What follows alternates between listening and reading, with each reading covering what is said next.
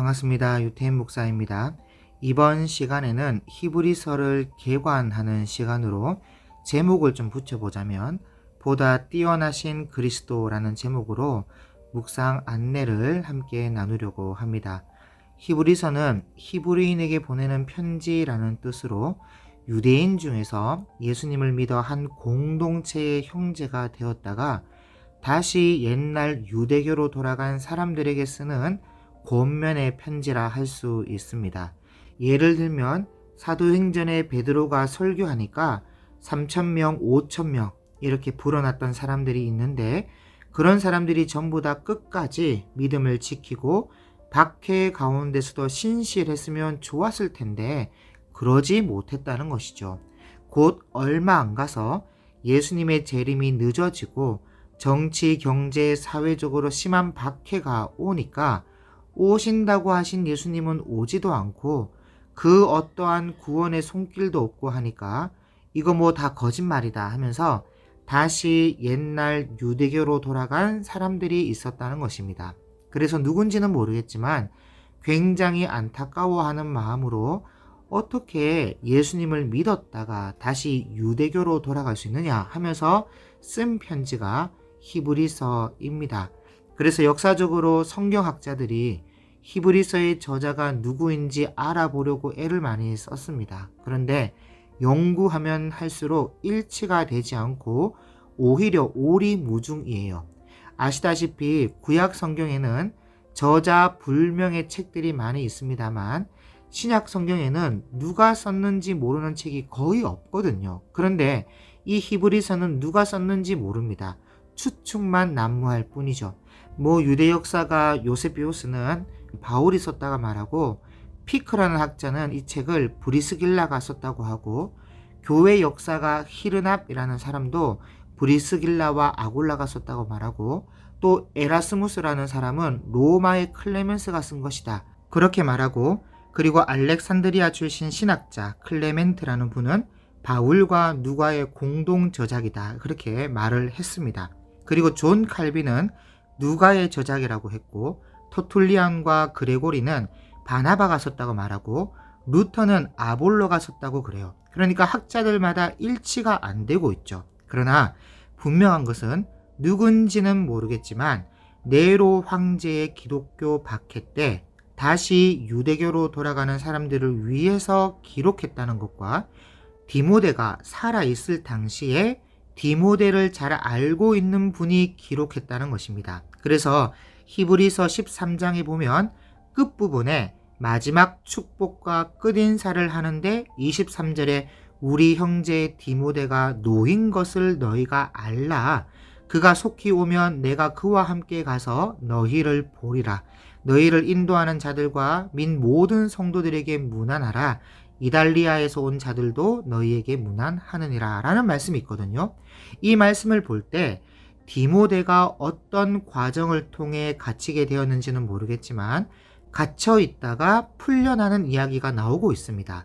로마 시민권자인 디모데를 유대인이 잡았을 가능성은 없었을 것이고 아마도 네로 황제의 기독교 박해로 인해 정치범으로 몰려서 잡혔을 가능성이 높거든요. 그런데 풀려났다는 것은 네로 황제가 68년에 죽게 되고 다음 황제가 등극하면서 보통은 황제의 인자함을 드러내는 방식으로 정치범으로 몰렸던 사람들을 풀어주거든요. 그때 디모데도 풀려났을 것으로 보고 있습니다. 그렇다면 히브리서는 68년에서 69년 되는 그 어간에 완성되었을 것이고 디모데가 풀려났을 때 같이 만나서 문안할 수 있는 사람, 그분이 히브리서 저자라는 것이죠. 그리고 히브리서의 내용을 살펴보면 그 내용이 절대 쉬운 말씀이 아니에요. 아주 수준 높고 유대교와 기독교를 비교하면서 기록하는데 여러분 두 종교를 비교하려면요. 유대교에도 정통해야 되고 기독교에도 정통해야 비교할 수 있습니다. 그렇지 않으면 절대로 정확하게 비교할 수 없어요. 비교 못해요. 특히나 유대인들이 어떤 사람들인데 그 유대교에 정통한 사람들을 설득하기 위해서라면 그 어느 하나 빈틈이 없어야 하고 틀림이 없어야 됩니다. 완전히 꿰뚫고 있어야 돼요. 그래서 당시에 그 정도의 실력을 갖춘 사람이 누가 있을까? 이렇게 역으로 추적해 보면 아무리 봐도 누구죠? 바울과 누가, 그리고 바나바 정도밖에 안 보이거든요. 그런데 바울은 네로 황제가 살아있을 때 감옥에서 순교합니다. 그때 바울을 만나고자 디모데도 감옥에 와 있었고, 아마도 디모데가 바울의 순교를 변론하다가 디모데도 잡힌 것 같거든요. 어쨌든 그렇게 본다면 히브리서를 누가 완성시켰을까라고 생각해 보면, 첫째로 바울이 쓰다가 순교하게 되고 이어서 누가가 쓰지 않았는가, 이런 추측도 가능하고요. 아니면 둘째로 바울을 가르쳤던 바나바 같은 분이 썼을 가능성도 있습니다. 물론 어디까지나 추측입니다만 자기 동족 유대 민족에 대한 간절한 마음과 애절한 마음이 있는 분이 기록한 것은 사실입니다. 그리고 보통은 편지를 쓸 때 인사말을 먼저 써야 정상이거든요. 그런데 1장 1절을 보시면 옛적의 선지자들을 통하여 여러 부분과 여러 모양으로 우리 조상들에게 말씀하신 하나님이 하면서 무슨 인사도 없고 발신자도 없고 수신자도 없이 편지가 기록되고 있다는 것은 모든 학자들이 이상하게 보고 있는 점입니다. 그래서 아마도 저자의 이름이 있으면 유대인들이 읽어보지 않을까봐 의도적으로 저자를 숨긴 것은 아닌가, 아니면 썼다가 지웠거나 이렇게 추측해 볼 수 있다는 것입니다. 어디까지나 추측입니다. 성경 묵상 안내니까 축축성 배경 지식일지라도 이런 지식을 가지고 우리가 읽으면 그래도 말씀 이해와 묵상에 도움이 될 거라 생각하기 때문에 말씀을 드리는 겁니다. 어쨌든 이 히브리서가 쓰여진 동기는 예루살렘 교회가 네로 황제의 박해 때 64년에서 65년 전후에 예루살렘 교회가 문을 닫게 되고 사도들은 제비를 뽑아서 각기 뽑힌 지역으로 흩어져 선교를 가게 됩니다. 그러면 문제는 이제 남은 성도들인데 어떤 성도들은 사도들을 따라서 같이 흩어져 예루살렘을 벗어난 성도들이 있는가 하면 예루살렘을 벗어나지도 않고 먹고 살기 위해서 다시 유대교로 돌아간 사람들이 있었다는 겁니다. 그래서 그런 소식을 듣게 된 저자는 통곡하는 마음으로 이 편지를 쓰지 않았을까 합니다. 그 어떠한 것도 기독교, 곧 그리스도와 비교할 수 없고 그리스도만이 가장 가치 있고 가장 뛰어나며 가장 우월한데 어떻게 그런 그리스도를 믿고 배우고 안다는 사람들이 다시 유대교로 돌아갈 수 있느냐? 유대교가 그리스도를 능가한다고 생각하느냐? 그러면서 그 어떤 것도 유대교도 그리스도와 비교할 수 없다는 것을 소개하는데, 지금은 당장 박해로 힘들지 몰라도 진정한 복음, 진정한 영광은 유대교에 있는 것이 아니라 그리스도에게 있으니까 배교하지도 말고 배교했더라도 다시 돌아올 것을 권면하고 있는 것이 바로 이 히브리서입니다. 그래서 히브리서 저자는 먼저 1장 1절부터 나오는 선지자에 대해서 먼저 말씀하면서 선지자들보다 우월하신 그리스도를 소개하고 있습니다. 옛적의 선지자들을 통하여 여러 부분과 여러 모양으로 우리 조상들에게 말씀하신 하나님이 이 모든 날 마지막에는 아들을 통하여 우리에게 말씀하셨으니 이 아들을 만유의 상속자로 세우시고 또 그로 말미암아 모든 세계를 지으셨느니라. 너희들이 선지자 예언자가 와서 우리 조상들에게 말씀하셨다 해서 뭔가 대단한 것 같이 생각하는 거 본데, 하나님께서 선지자들을 보내도 안 되니까 이 모든 날 마지막에 예수님을 보내신 것 아니냐. 그러니까 구약의 성경의 선지자 다 보태봐야 우리 예수님만 못하다 하면서 처음부터 하나님의 말씀을 대언하던 선지자보다도 더 우월하신 예수님에 대해서 기록하더니 1장 4절부터는 천사를 가지고 또 비교하는데요. 이 유대인들은 외경, 위경으로부터 천사론이 대단합니다. 그래서 천사 하는데 4절에 보시면 그가 천사보다 훨씬 뛰어남은 그들보다 더욱 아름다운 이름을 기업으로 얻으심이니 하나님께서 어느 때에 천사 중 누구에게 너는 내 아들이라 오늘 내가 너를 낳았다 하셨으며 또 다시 나는 그에게 아버지가 되고 그는 내게 아들이 되리라 하셨느냐? 그런 적 없다는 것이죠. 오히려 하나님의 모든 천사들은 그에게 경배할지어다 말씀하셨다. 그리고 8절에 아들 예수님에 관하여는 하나님이여 주의 보좌는 영영하며 주의 나라의 규는 공평한 규이니이다 라고 말씀하셨다. 그러니까 너희 뭐 천사 하지만 예수님하고는 비교가 안 된다. 그 말을 하고 있는 것이죠.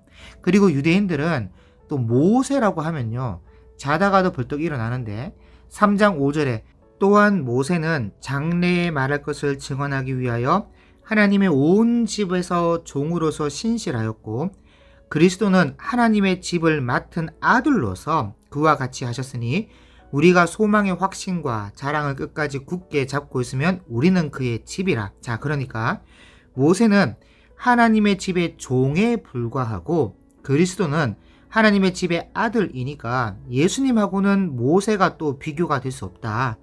그리스도는 모세보다도 뛰어나신 분이시다. 그 말씀을 지금 하고 있습니다.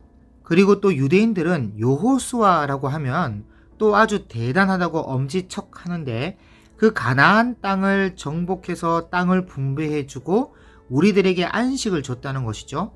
그래서 4장에 나오는 내용인데 물론 여호수아가 가나안 땅을 정복해서 분배해 준 것은 사실이지만 그렇다고 해서 여호수아가 영원한 참 안식을 준 것이 아니다라는 겁니다.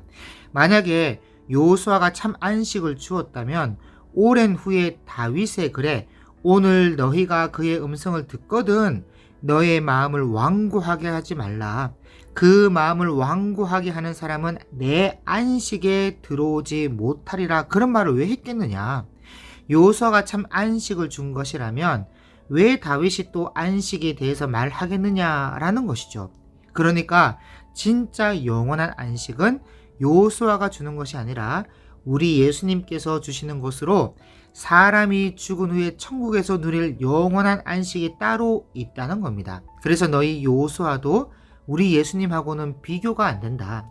그리고 또 이들은 대제사장 아론의 권위를 아주 위대하게 생각하는데 7장에 보면요. 그래 뭐 레위 지파 아론의 자손이 권위가 있는 건 사실이나 그런 제사장들은 자기도 흠이 있을 수밖에 없다. 그래서 백성들의 죄를 속죄하기 위해서는 자기도 지성소로 들어갈 때에 자기 죄 문제 또한 해결해야만 겨우 들어갈 수 있는 것이고 또 그런 아론의 자손은 죽고 자꾸 바뀌고 불안정한 제사장이 아니냐. 그런데 우리에게 있는 대제사장을 봐라. 우리에게 있는 제사장은 그런 아론의 자손같이 흠이 있거나 뭐 죽거나 바뀌는 것이 아니라 멜기세덱의 반차를 쫓는 영원한 대제사장이시다. 너희들 멜기세덱에 대해서 잘 모르지? 한번 멜기세덱이 얼마나 높은가 한번 생각해보자.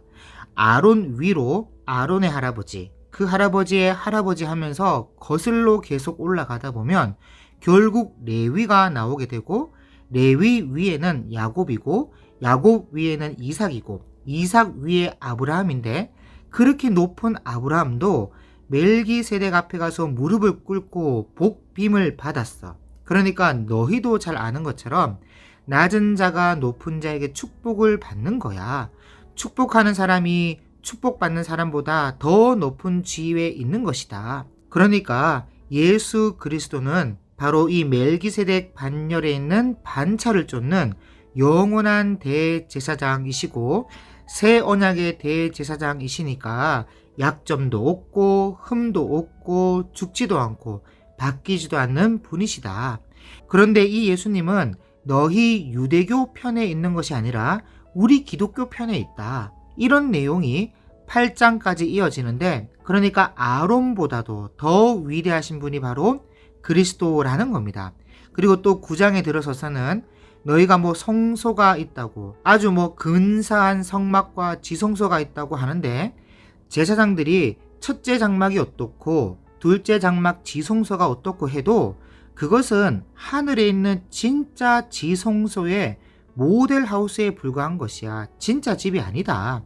그래서 9장 9절에 보면 이 장막은 현재까지의 비윤이 이에 따라 드리는 예물과 제사는 섬기는 자를 그 양심상 온전하게 할 수 없나니 이런 것은 먹고 마시는 것과 여러 가지 씻는 것과 함께 육체의 예법일 뿐이며 개혁할 때까지 맡겨둔 것이니라.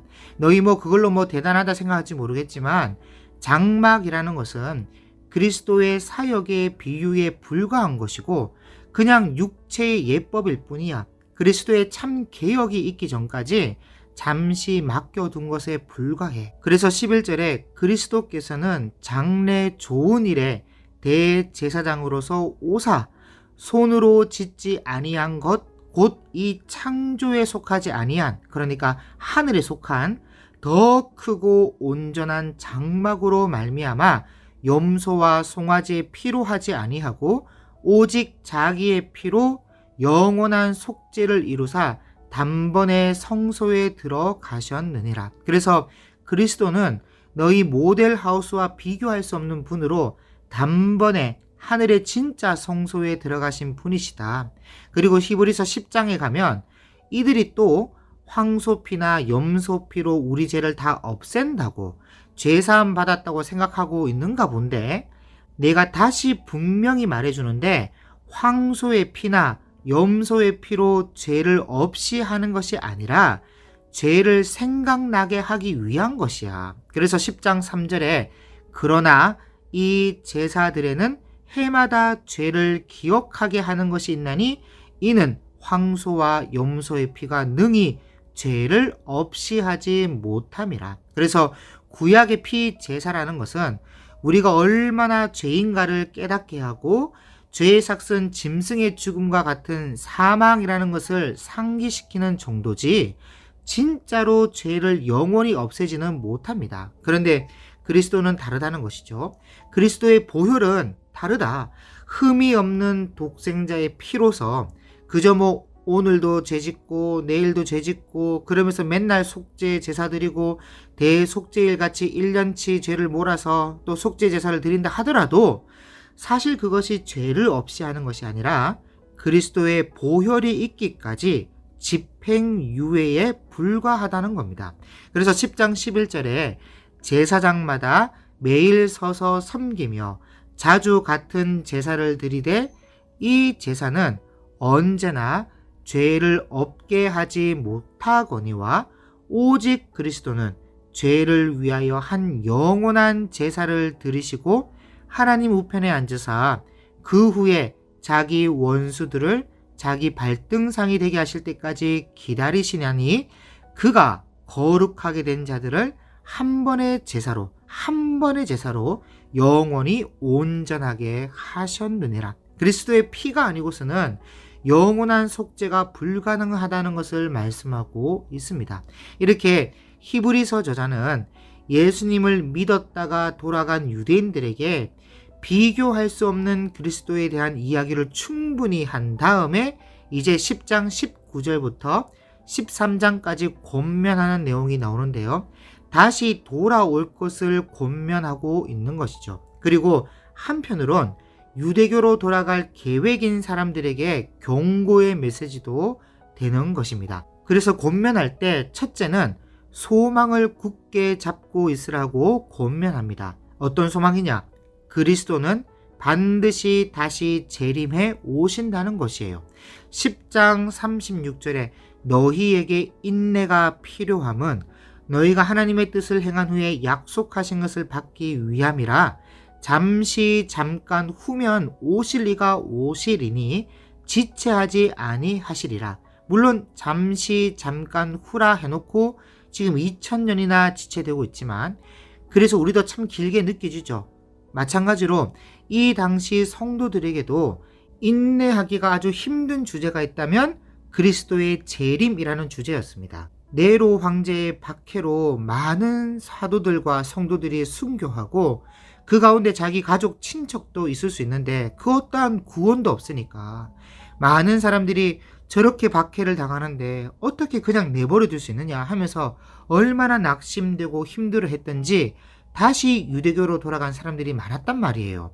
그래서 히브리서 저자는 우리가 참 마음과 온전한 믿음으로 하나님께 나아가자. 그리고 서로 돌아보아 서로 사랑과 선행을 격려하면서 모이기를 피하는 어떤 사람들의 습관과 같이 하지 말고 우리 함께 힘을 내보자.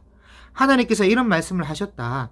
나의 의인은 믿음으로 말미암아 살리라 하지 않았느냐. 그런데 뒤로 물러가 버리면 내 마음이 그를 기뻐하지 아니하리라 하셨어. 그러니 우리는 뒤로 물러가서 멸망할 자처럼 되지 말고 오직 영혼을 구원함에 이르는 우리 믿음을 함께 가져보자 하면서 권면하고 있다는 것입니다. 그러면서 이제 11장에 들어가서 믿음의 조상에 대해서 쭉 이야기를 하는 것이죠.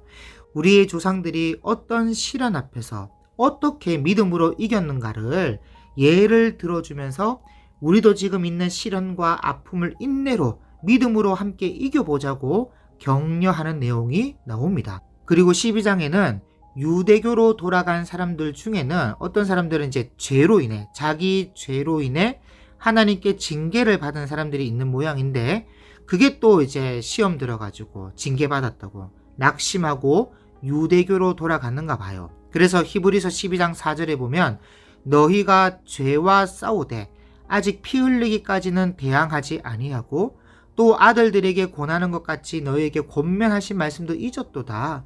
일러스되 내 아들아 주의 징계하심을 경히 여기지 말며 그에게 꾸지람을 받을 때에 낙심하지 말라.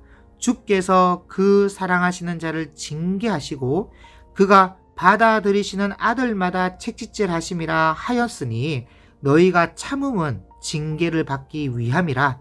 하나님의 아들과 같이 너희를 대우하시나니 어찌 아버지가 징계하지 않는 아들이 있으리요. 징계는 다 받는 것이거늘 너희에게 없으면 사생자요 친아들이 아니니라. 아주 친절하게 이렇게 설명해 주고 있습니다. 그런데 한마디로 하면 얻어맞아도 하나님께로 나와야 된다. 그 말을 지금 하고 있는 거예요. 그리고 12장 14절부터 29절까지는 하나님의 은혜를 경험하고도 거역하여 유대교로 넘어간 자들에게 주는 경고의 메시지인데요. 하나님은 소멸하는 불, 곧 심판하시는 하나님이시라는 겁니다. 은혜가 큰 만큼 배교한 이를 향한 하나님의 진노도 큽니다. 그 옛날 이스라엘 백성들도 시내산 앞에서 감히 하나님을 뵙지 못하고 모세를 통해 말씀을 들었는데, 지금 너희는 예수 그리스도의 피를 힘입어서 하늘 성소에 하나님을 뵙는 은혜를 입고도 배교를 하면 그 받을 심판이 얼마나 크겠냐는 것이죠. 그러니까 은혜를 깨달아 알았다면 물론 그 박해가 힘들고 고통스러운 것은 알겠지만 그렇다고 배교까지 해서 심판받을 생각을 하지 말라고 경고를 지금 하고 있는 겁니다. 그리고 13장에는 그럼 하나님이 기뻐하시는 삶이 무엇이냐? 하나님이 기뻐하는 제사가 무엇이냐? 바로 형제 사랑하기를 계속하고 손님 대접하기를 잊지 말며 갇힌 자를 생각하고 학대받는 자를 생각하라. 그리고 결혼을 귀히 여겨서 음행으로 간음해서 이 가정 파탄을 일으키지 말고 또 돈을 또 너무 사랑하지 말아라. 그리고 하나님의 말씀을 너에게 일러주고 너희를 인도하던 자들을 생각하며 그들의 행실의 결말을 주의하여 보고 그들의 믿음을 본받으라. 그리고 무엇보다 여러 가지 다른 교훈에 이끌리지 말고 유대교든 영지주의 같은 이단이든 거기에 마음이 이끌리지 말고 은혜로 굳게 하는 것이 아름답다. 그리고 예수님도 자기 피로 백성을 거룩하게 하려고 성문 밖에서 고난을 받으셨으니까 우리도 고난 받는 것을 두려워하지 말고 치욕을 짊어지고 영문 밖으로 바로 예수님께로 나아가자. 그리고 오직 선을 행함과 서로 나누어 주기를 잊지 말자. 하나님은 이 같은 제사를 기뻐하시느니라.